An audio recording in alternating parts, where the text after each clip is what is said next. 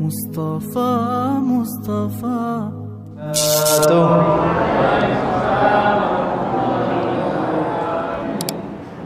Alhamdulillah, innal hamdalillah nahmaduhu wa nasta'inuhu wa nastaghfiruh wa na'udzu billahi min shururi anfusina wa min sayyiati a'malina may yahdihillahu fala mudilla lahu wa may yudlil fala hadiya lahu.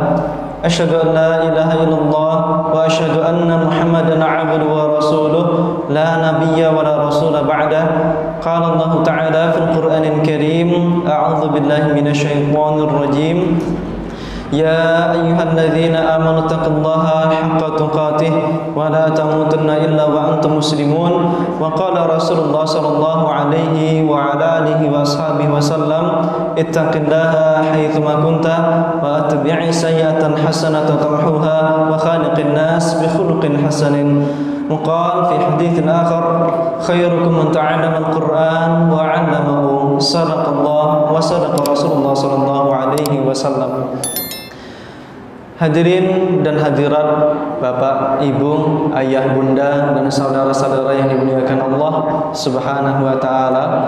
Alhamdulillah, pertama kita haturkan puji serta syukur kehadiran Allah Subhanahu wa Ta'ala yang memberikan nikmat kepada kita, nikmat yang begitu banyak, nikmat kesehatan, kesempatan Islam, nikmat waktu luang, nikmat keimanan, nikmat makanan, minuman, sehingga kemudian pada kesempatan kali ini di tempat yang dimuliakan oleh Allah Subhanahu wa Ta'ala ini kita berkumpul dalam rangka menunaikan salat maghrib secara berjamaah dan salat isya secara berjamaah, serta menjadikan masjid ini di antara bainal maghrib wal isya menjadi riyadul jannah, raudhatun min riyadil jannah. Kita jadikan raudhah, taman daripada salah satu taman surga yang ada di dunia, yang disebutkan di dalamnya ilmu, ayat-ayat Allah dan hadis Rasulullah SAW.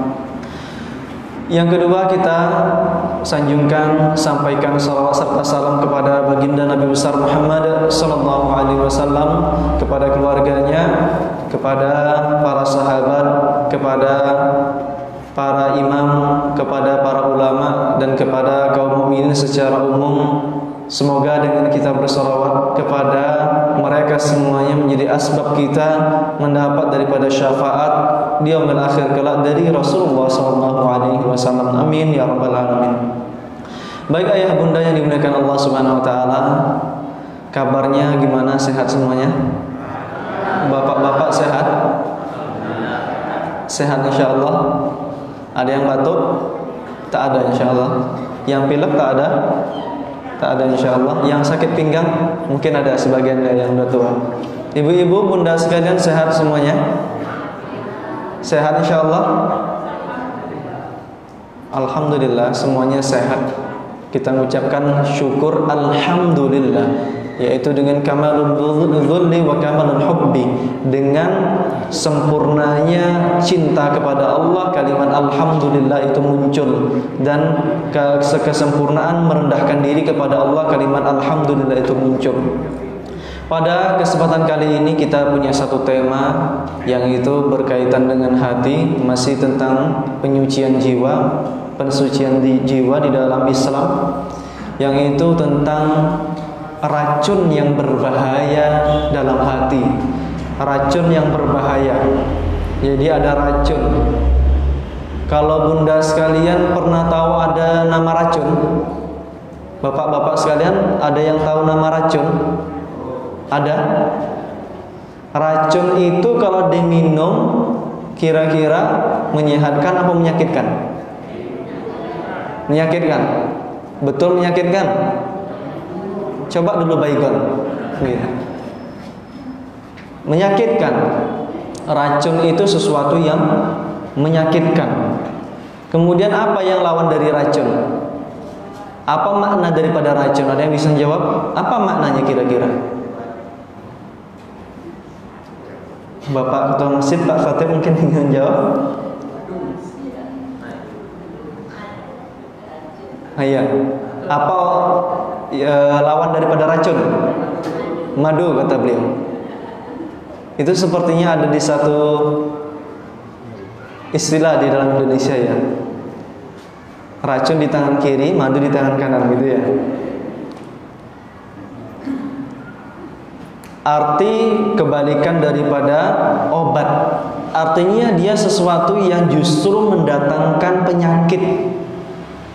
Kalau obat itu menyembuhkan penyakit, kalau racun itu akan memberikan penyakit, mendatangkan penyakit, menjadikan apa yang terkena racun sakit.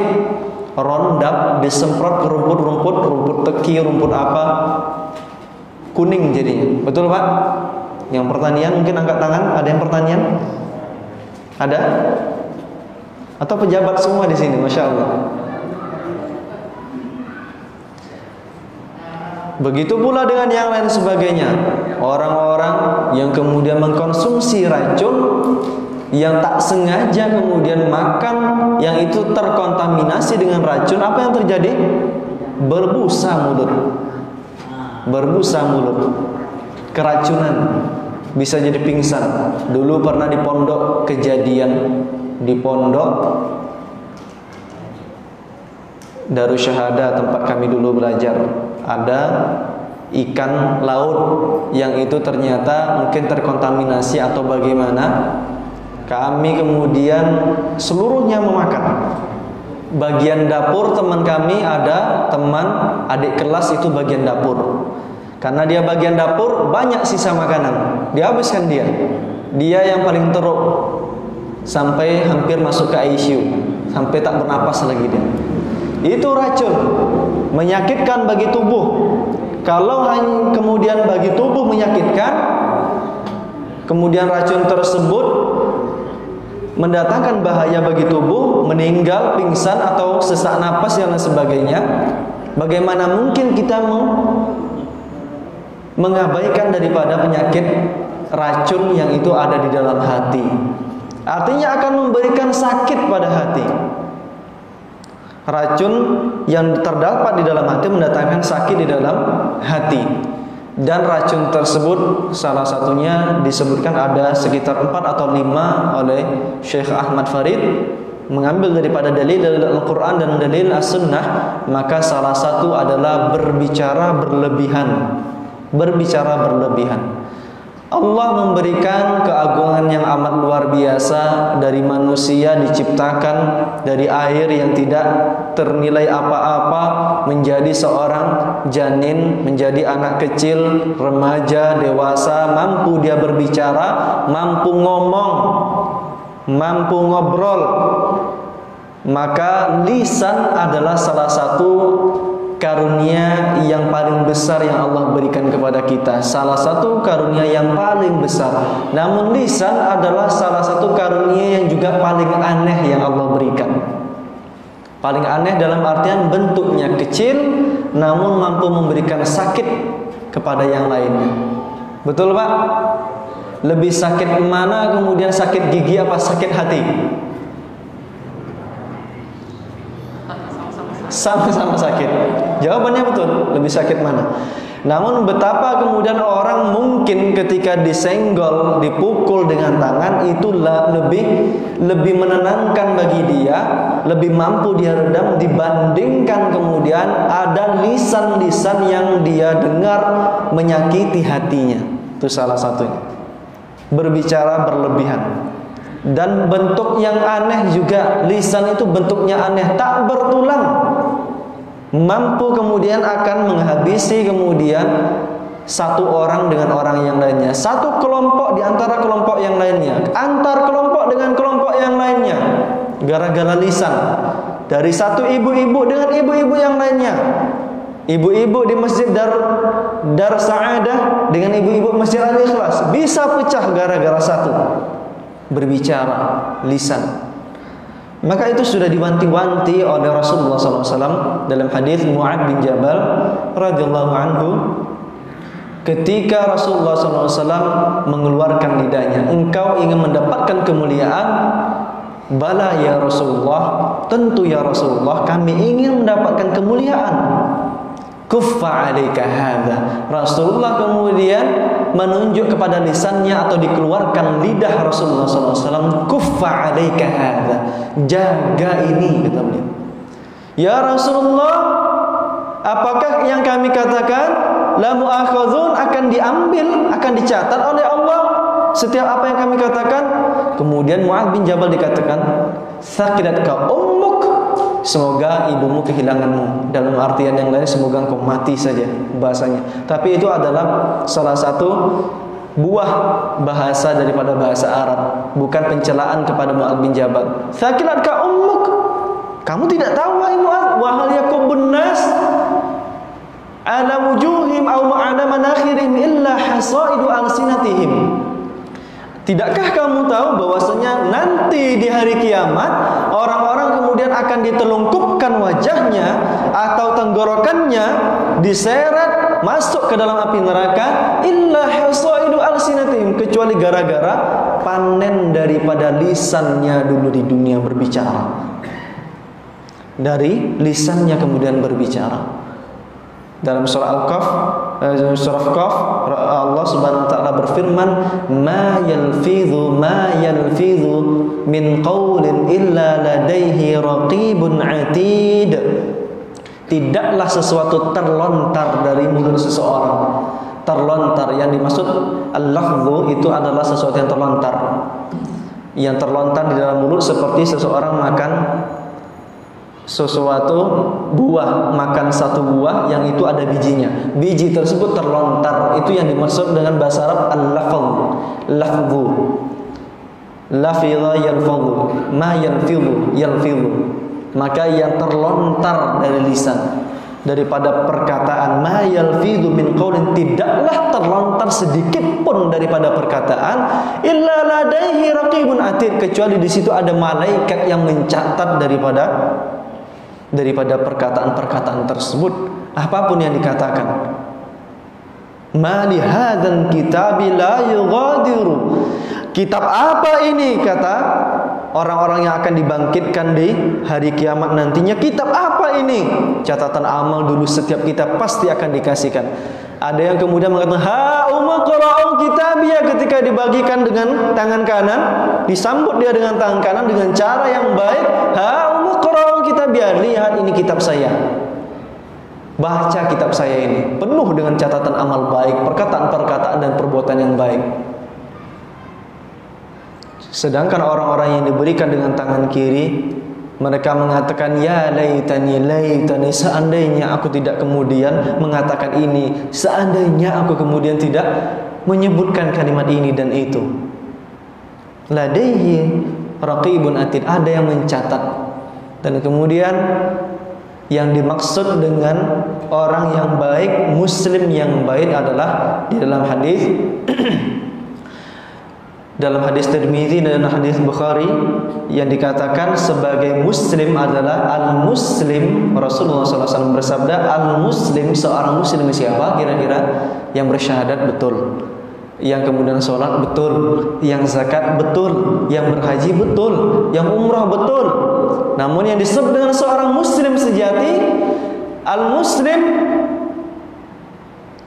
man amana muslimuna min lisanihi wa yadihi, adalah orang muslimin yang lain aman daripada lisannya dan dari tangannya. Yang disebut seorang muslim adalah orang yang hidup sedangkan orang yang di sekitarnya aman dari perbuatan buruk dari tangannya dan lisannya. Itu yang disebut dengan muslim sejati. Selain daripada dia mengerjakan sholat, selain daripada dia mengerjakan zakat. Dan kemudian Rasulullah SAW dalam hadis yang lain bersabda, mengatakan, falyaqul khairan man kana yu'minu billahi wal yaumil akhir. Barang siapa ini ayah bunda yang beriman kepada Allah, yu'minu billahi wal yaumil akhir, dan kepada yaumil akhir, falyaqul khairan, maka katakanlah perkataan yang baik. Aw liyasmut, tak mampu berkata dengan yang baik, diam. Maka muncul pepatah di dalam bahasa Indonesia apa? Diam itu emas. Walaupun nanti kalau berkata dalam perkataan yang baik adalah mutiara, berlian. Kalau dia menyuruh ke jalan Allah Subhanahu wa taala, mengajak salat, mengajak berinfak, mengajak sedekah. Namun tak mampu berkata dengan perkataan yang baik, liyasmut, diam. Kalau beriman kepada Allah, beriman kepada yaumil akhir, di mana saat itu yang tersisa hanya tulang ekor, Allah bangkitkan dari tulang ekor tersebut utuh manusia sebagaimana dia hidup. Bangkit dia di yaumil jaza, Allah timbang di yaumil mizan, kemudian Allah berikan balasan, masuk di antara melewati siratul mustaqim, apakah masuk ke dalam jannah atau tenggelam di dalam jahanam, api neraka. Kalau beriman dengan hal yang gaib seperti itu, falyakul khairan, maka berkatalah hanya perkataan yang baik. Apa yang menjadi penyakit daripada berbicara yang berlebihan? Setidaknya kemudian ghibah, membicarakan orang lain. Setidaknya kemudian namimah, adu domba. Setidaknya kemudian dia ingin mengharapkan pujian dari perkataannya sehingga kemudian muncul riya dan perkataan yang lain sebagainya. Kenapa disebutkan dari perkataan mampu menjadikan orang masuk ke dalam api neraka? Karena betapa banyak orang-orang berkata dengan satu perkataan yang itu bernilai kufur. Kufur nilainya, bernilai syirik, menduakan Allah Subhanahu wa taala dari satu perkataannya, dan bernilai yang lain sebagainya, menjadikan dia keluar daripada Islam, menjadikan dia lebih dekat daripada kekufuran dan kesyirikan dari satu perkataan, dari dua kalimat, dari satu kalimat. Dalam hadis Abu Hurairah radhiyallahu anhu pernah mendengar Rasulullah SAW bersabda, sami'tu Rasulullah SAW, sami'tu Rasulullah. Kalau dikatakan sami'tu dalam hadis, perhatikan, kalau dikatakan sami'tu berbeda dengan an. Kalau misalnya an Malik, an Nafi', an Ibnu Umar, an Rasulullah sallallahu alaihi wasallam, maka itu dari an hadis mu'an'an namanya. Hadis mu'an'an ini bisa jadi tidak langsung didengarkan, namun dengar dari bapak A mendengar dari bapak B. Bapak C tidak langsung mendengar dari bapak A, namun dia mendengarkan langsung dari bapak B. Itu semuanya dari an mu'an'an, hadis mu'an'an namanya. Namun kalau disebutkan sami'tu, maka pasti langsung didengar oleh para sahabat. Sami'tu Rasulullah SAW yaqul, aku mendengar langsung dengan telingaku. Kata Abu Hurairah radhiyallahu anhu, Rasulullah SAW bersabda, la yatakallam innal abda, sesungguhnya seorang hamba, la yatakallam bi kalimatin, sungguh seorang hamba ada yang berbicara dengan satu kalimat saja, kalimatnya remeh saja, kalimatnya sesuatu yang ma yatabayyanu fiha, yang tidak jelas maknanya apa, tidak kemudian bermakna sedikit pun, tidak dimaksud, tidak mampu diambil makna pemahaman dari kalimat tersebut, bukan kalimat yang menyakiti daripada hati manusia, namun tidak bermakna, tidak kemudian ada faedah daripada yang lain sebagainya, tidak kemudian mizah dengan istrinya, bercanda dengan istri, bercanda dengan anak, tidak mempunyai kalimat apapun maknanya.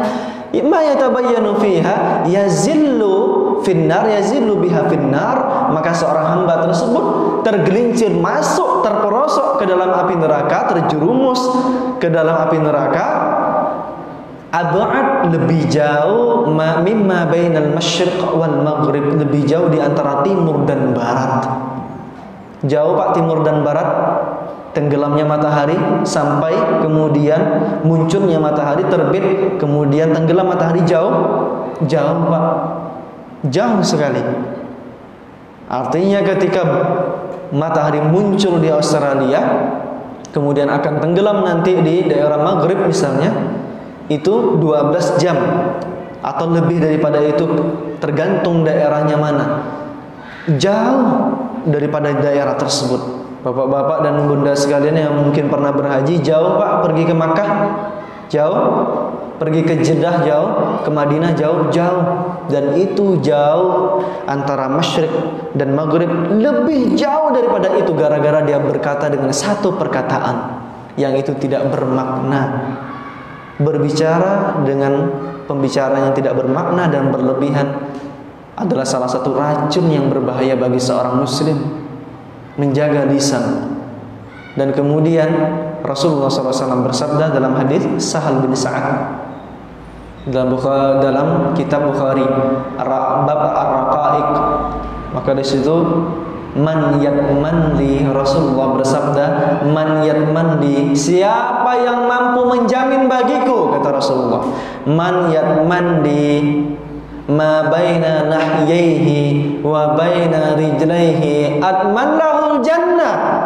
Siapa yang mampu menjamin kepadaku amannya sesuatu yang antara daripada kumis dan jenggotnya, yang mampu memberikan keamanan bagi di antara kedua pahanya, yaitu kemaluan, atman lahul jannah, aku janjikan, aku jamin masuk ke dalam surga kalau dia mampu menjaga dua hal tersebut. Ma baina fakhidain, apa yang di antara kedua paha, kemaluan, apa yang di antara nahyai, antara kumis dan kemudian jenggot, artinya lisan, menjaga daripada lisan. Maka kita lihat daripada beberapa athar dari para sahabat dan para ulama. Abdullah bin Mas'ud senantiasa mengatakan, wahai lisan, berkatalah dengan perkataan yang baik, karena dengan perkataan yang baik kamu akan masuk ke dalam jannah. Wahai lisan, jangan berkata dengan perkataan yang buruk. Kalau berkata dengan perkataan yang buruk akan menjerumuskanmu ke dalam neraka, ke dalam kemaksiatan. Senantiasa mengatakan seperti itu untuk dirinya Abdullah bin Mas'ud, berkata dengan perkataan seperti itu. Abu Darda mengatakan, paruh telingamu untuk ditaruh di lisan agar mendengarkan apa yang kemudian dikatakan oleh lisan kita, langsung terdengar oleh telinga. Bukankah Allah menciptakan daripada telinga dua daun telinga, sedangkan lidah hanya satu keping saja, untuk kemudian banyak mendengar dibanding banyak berbicara, kata Abu Darda, sahabat Rasulullah SAW. Dan kemudian banyak lagi hadis-hadis yang menunjukkan daripada hikmah-hikmah menjaga lisan. Kemudian para ulama mengatakan bahwasanya lisannya seorang mukmin, lisannya seorang Islam itu berada di balik hati. Makna daripada hadis siapa yang mampu menjamin, artinya menjaga, adalah mereka yang senantiasa berpikir terlebih dahulu di dalam hati dan pikiran sebelum menyampaikan daripada satu perkataan tersebut. Susah. Sesuatu yang susah. Kadang kita tergesa-gesa ingin mengatakan sesuatu, ingin langsung kita sampaikan, ingin langsung kita katakan. Geram melihat ada sesuatu pada diri orang lain, ingin senantiasa kita katakan, kita komentari, kita kata-katai. Geram hati kita, susah. Namun yang mampu menjaganya adalah salah seorang disebut dengan seorang mukmin, karena hatinya berada di depan lisannya. Sedangkan hati, lisan seorang munafik, orang yang menampakkan keimanan, menyembunyikan kebencian terhadap Allah dan Rasulnya, mempunyai lisan berada di depan hati. Setelah dia berkata baru dia pikirkan. Berada di depan hati lisannya. Sedangkan mukmin, lisan berada di belakang hati. Sampai hati kemudian memberikan, lewat silakan dikatakan, lewat silakan dikatakan. Baru dia berkata, baru dia menyampaikan suatu maksud. Ada satu kejadian dahulu tentang namimah, adu domba. Seorang pembantu mampu menghancurkan lulu lantah daripada rumah tangga suatu kerajaan. Gara-gara pembantu yang adu domba. Adu domba kira-kira dengan apa, Pak? Apakah dengan pukul-memukul adu domba? Tidak. Dengan apa adu domba? Dengan lisan. Dengan apa, Bunda? Mengapa orang bisa bermusuhan satu dengan yang lainnya? Kita hasut gara-gara apa? Lisan. Ada kejadian-kejadian dahulu diceritakan oleh para alim ulama. Ada seorang pembantu yang kemudian menyaksikan bahwasanya rumah tangga seorang raja dan seorang istrinya yang itu hidup luar biasa baik, ingin dihancurkan gara-gara suatu maksud. Dia katakan kepada sang suami, wahai bapak, bahwasanya istrimu tidak mencintaimu, tidak menyukaimu. Lihat saja, dia akan senantiasa mencoba untuk membunuhmu. Dia katakan kepada istri, wahai ibu, bapak itu suka kalau seandainya dicukurkan kumis atau jenggotnya. dicukurkan. Coba ibu nanti sebelum dia tidur malam ambil gunting, nanti dicukurkan kumis atau jenggotnya. Tidur malam di satu kamar, bapak ibu tersebut, lihat bagaimana satu perbuatan lisan hanya mengatakan seperti itu saja. Dia katakan seperti itu. Yang satu menghasut dengan perbuatan buruk, yang satu menghasut dengan perbuatan yang baik. Sampai di satu kamar berjumpa seorang suami, kemudian melihat gelagap yang tidak baik dari istrinya, membawa gunting. Betul pembantuku, bahwasanya istriku ingin mencoba membunuhku. Suaminya, istrinya tidak tahu tentang berita tersebut.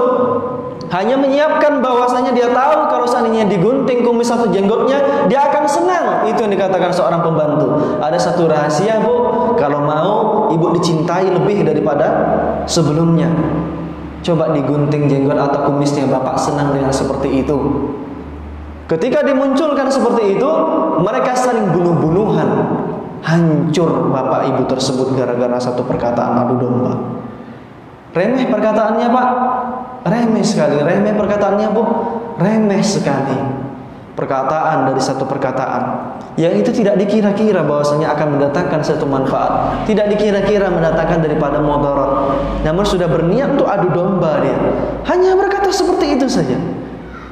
Silakan, Bu, lakukan seperti itu. Ibunya berniat baik ingin kemudian membantu.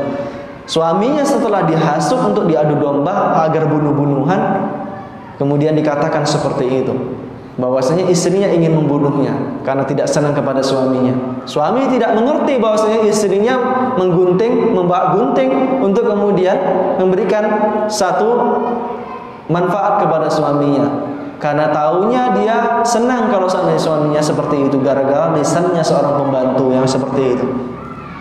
Maka di situ pelajaran bagi seorang muslim untuk berjaga-jaga juga tabayyun, yaitu klarifikasi. Ada apapun katakan, bertanya.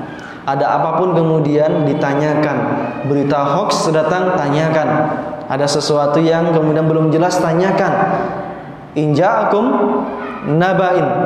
Kalau seandainya fasik saja, orang fasik yang datang harus ditanyakan, apalagi seorang muslim lebih punya hak yang lebih besar untuk ditanyakan bagaimana keadaannya. Ini tentang lisan kita berbicara sekarang. Adu domba, ingin kemudian merasa disanjung dan yang lain sebagainya. Dia sebutkan kelebihan-kelebihannya. Sesuatu yang barangkali susah sekali untuk kita jaga lisan ini. Susah sekali lisan ini untuk dijaga. Tidak ada yang paling sulit aku jaga adalah kecuali lisanku. Ulama mengatakan seperti itu. Dalam hal yang lainnya, Sufyan Ats-Tsauri mengatakan niatku. Tidak ada yang mampu aku jaga yang paling sulit di muka bumi ini untuk aku sembuhkan kecuali niatku. Beberapa ulama mengatakan lisanku susah menjaganya, luar biasa. Namun kalau seandainya lisan tersebut digunakan untuk berdoa kepada Allah di sepertiga malam, di saat Allah Subhanahu wa taala mengatakan may yad'uni astajib lahu, di sepertiga malam Allah turun ke langit dunia meminta kemudian kepada seorang hamba yang ada di dunia, may yad'uni, siapa yang berdoa kepadaku aku kabulkan, meminta kepadaku aku beri, yang meminta ampun kepadaku aku ampuni. Seandainya digunakan untuk seperti itu, dia gunakan untuk berzikir subhanallah, subhanallah, alhamdulillah, Allahu akbar, la ilaha illallah. Dia gunakan untuk mengatakan kalimat-kalimat thayyibah. Bayangkan kemudian yang dia seharusnya masuk terperosok ke dalam jahanam, bangkit mulia, kemudian sampai ke puncak-puncak kesuksesan di dalam berkehidupan di akhirat, di jannah, di surga Allah Subhanahu wa taala. Lisan daripada sesuatu yang amat agung Allah berikan bagi seorang hamba. Salah satu istilah manusia adalah hayawan. Manusia itu adalah hayawan, adalah hewan.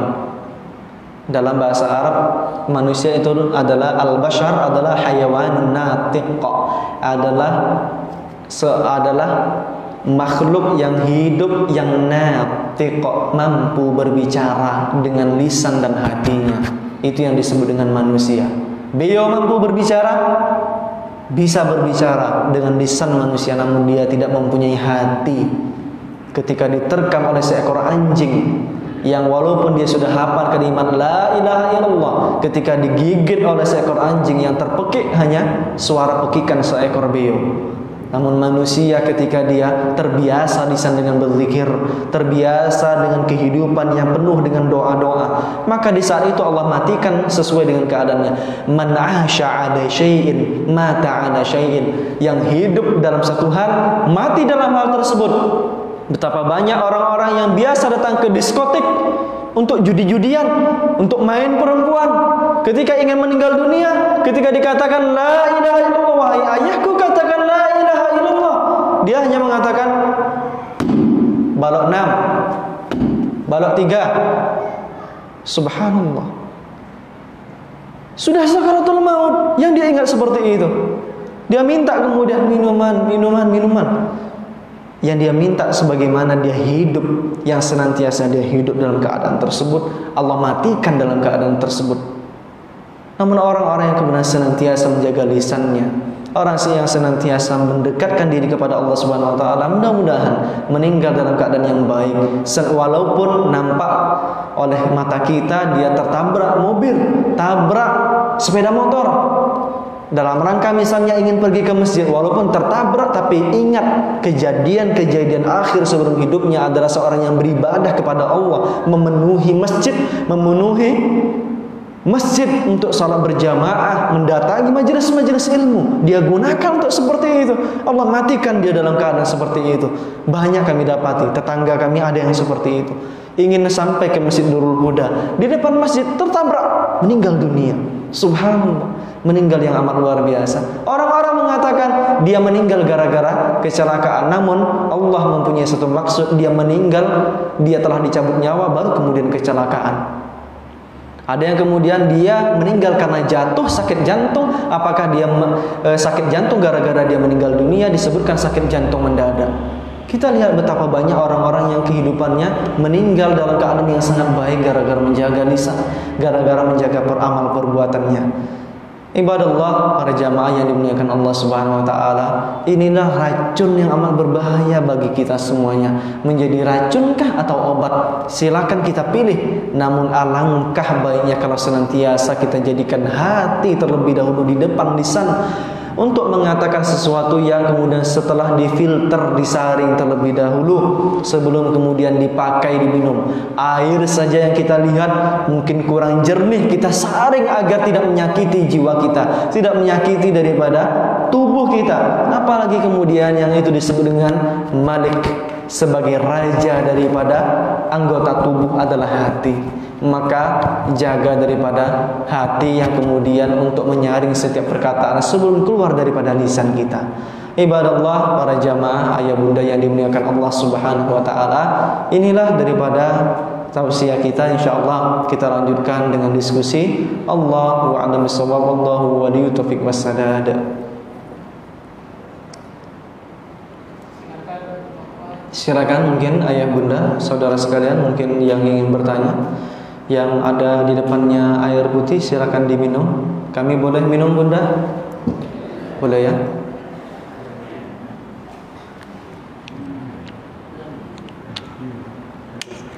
Bismillah.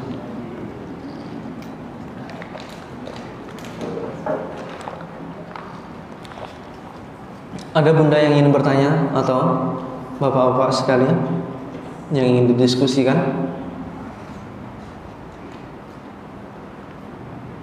Atau kami yang bertanya? Baik, silakan. Waalaikumsalam warahmatullahi wabarakatuh. Dalam sebuah hadis kan ada disebutkan,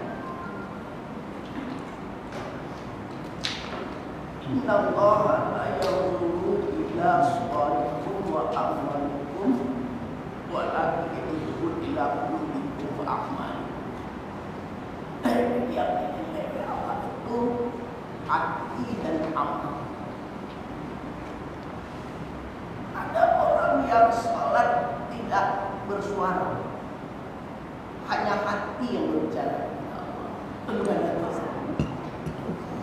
Innallaha la yanzuru ila suwarikum wa ila amwalikum walakinallaha yanzuru ila qulubikum wa a'malikum. Allah tidak memandang perbuatan tidak memandang daripada bentuk rupa manusia dari berbagai kabilah, suku dan yang lain sebagainya, dan tidak memandang kemudian daripada harta seorang manusia, artinya kekayaannya saja, namun Allah memandang kepada hati-hati seorang manusia dan amal-amal manusia.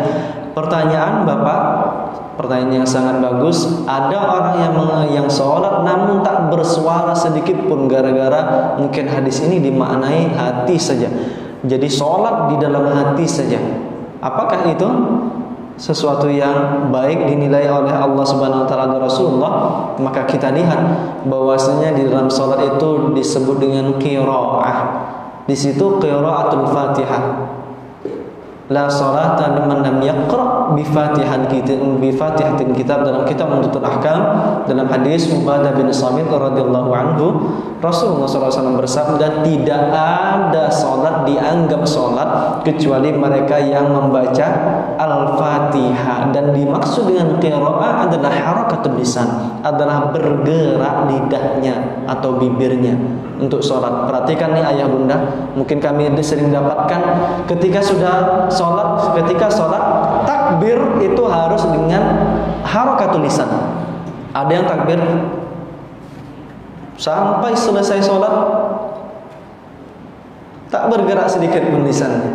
Maka kita perhatikan bahwasanya di dalam sholat itu qiraah digerakkan lisannya. Dalam mazhab Syafi'i sampai terdengar dengan telinga sendiri. Di dalam sholat berjamaah yang itu sir, sampai terdengar oleh telinganya sendiri, yang tidak mengganggu teman kiri dan kanannya, jamaah yang lain. Atau di sholat sendiri, sholat jahar sendiri ketika hujan turun berhalangan untuk hadir di masjid, sholatnya sendiri, istrinya misalnya lagi juga berhalangan untuk sholat, dia sholat sendiri, dikeraskan, bahkan diperintahkan untuk dikeraskan. Sholat malam, sholat tahajud dikeraskan boleh, dianjurkan untuk dikeraskan. Witir dikeraskan boleh agar kemudian mendengar daripada lisan, telinga kita mendengar lisan kita, dan kemudian dengan catatan tidak mengganggu daripada orang-orang yang tidur di sekitar kita. Dan perhatikan, amal hati betul adalah sesuatu yang Allah pandang paling hebat. Sebagaimana kami jelaskan tentang mulianya hati dan akhlak di hadapan Allah Subhanahu wa taala, yang memberatkan dan daripada timbangan di hadapan Allah. Namun untuk beberapa amal zahir, apa amal zahir? Salat, zakat, infak, sedekah, itu amal zahir. Maka amal-amal zahir tersebut dilakukan dengan perbuatan tangan, namun kemudian diwanti-wanti oleh hati agar kemudian tetap ikhlas kepada Allah Subhanahu wa taala sebelum memberi, ketika memberi, setelah memberi. Dengan lisan kemudian dia mengucapkan kalimat-kalimat yang baik di dalam salat, ayat-ayat di dalam salat, surat-surat pendek di dalam salat, maka ketika diucapkan tersebut juga diwanti-wanti di dalam hati agar tidak kemudian dipalingkan kecuali untuk mengharap ridha Allah Subhanahu wa taala. Maka di situ betul hadisnya betul. Tapi ada orang yang sholat tak bergerak sama sekali lisannya, itu tidak dianjurkan. Yang dianjurkan adalah harakatul lisan, bergerak lisannya membaca Al-Fatihah. Itu yang disebut dengan qiraah. Jadi ada maksud daripada arti bahasa Arab qara'a yaqra, itu artinya menggerakkan lisan. Kalau tak digerakkan lisan itu, sebagian ulama berpandangan salatnya tidak sah. Al-Fatihah tidak digerakkan lisan ketika dia sholat, bukan di belakang imam sendiri, tidak dibacanya Al-Fatihah, di dalam hatinya saja semua sholatnya, bahkan takbirnya pun tidak dikeraskan, hanya gerak tangannya saja. Sebagian para ulama tidak menganggap bahwasanya itu disebut dengan sholat, karena sholat, pengertian sholat apa dikatakan ulama adalah ta'abbud lillahi, beribadah kepada Allah, bi aqwalin, dengan perkataan lisan, wa af'alin, dan perbuatan-perbuatan makhsusah, yang itu tertentu, gerakan tertentu, bukan gerakan ketika takbir gini, bukan gitu, tapi gerakannya langsung sebagaimana Rasulullah mengajarkan, maksus yang tertentu. Ada rukuk, ada berdiri, ada sujud, ada duduk di antara dua sujud yang khusus juga perkataan daripada zikir-zikir di dalam salat.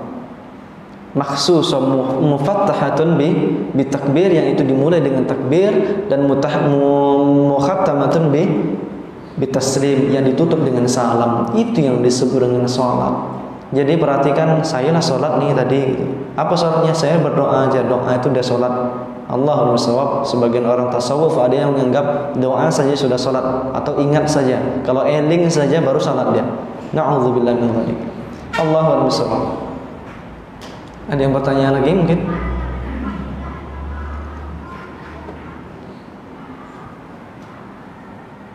Yang sebelah kiri ada yang bertanya, bapak-bapak sekalian? Oh iya, baik. Waalaikumsalam.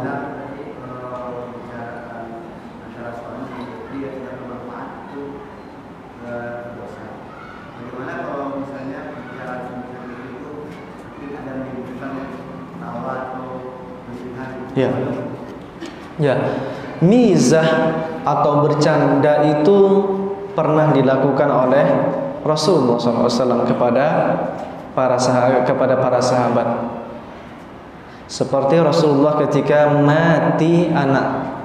mati burung, ada burung Nughayr namanya. Burungnya namanya Nughayr. Dan yang memelihara burung tersebut namanya Umair. Ya Umair, lima fa'ala Nughayr. Wahai Umair, apa yang dilakukan oleh Nughayr, burung peliharaanmu ini? Apa yang dilakukan dia? Padahal sudah mati. Bercanda-canda dengan kalimat-kalimat yang itu tidak ada nilai kebohongan. Kalau bercanda dengan nilai kebohongan, aku nanti ini ya, tidak, aku bercanda misalnya gitu, dengan kebohongan itu tidak boleh. Jadi bercanda dengan sesuatu yang tidak ada itu tidak boleh. Yang itu bohong, nilainya ada kebohongan di dalamnya. Namun bercanda yang itu dilakukan oleh Rasulullah kepada Aisyah ada, yang dilakukan kepada para sahabat ada, asal kemudian tidak ada mengandung kebohongan atau yang berlebih-lebihan. Rasulullah ketika tertawa hanya tersenyum lebar, sampai tertawa yang paling dahsyat nampak gigi gerahapnya saja, tidak terbahak-bahak. Nah, itu salah satu daripada canda tawa Rasulullah SAW. Allahu a'lam. Mungkin demikian. Jazakallah khairan atas pertanyaan-pertanyaan daripada bapak-bapak sekalian. Apabila ada pertanyaan di pekan-pekan selanjutnya ketika kami mungkin akan mengajar di sini, bisa Bunda sekalian kalau malu dicatat saja, dicatat di buku, di kertas, silakan nanti disampaikan ke meja untuk kemudian kami jawab, baik tentang tema ataupun di luar tema. Bisa jadi kita mendiskusikan daripada ilmu-ilmu di dalam Islam. Allahumma bisawab. Kita tutup dengan doa kifaratul majlis.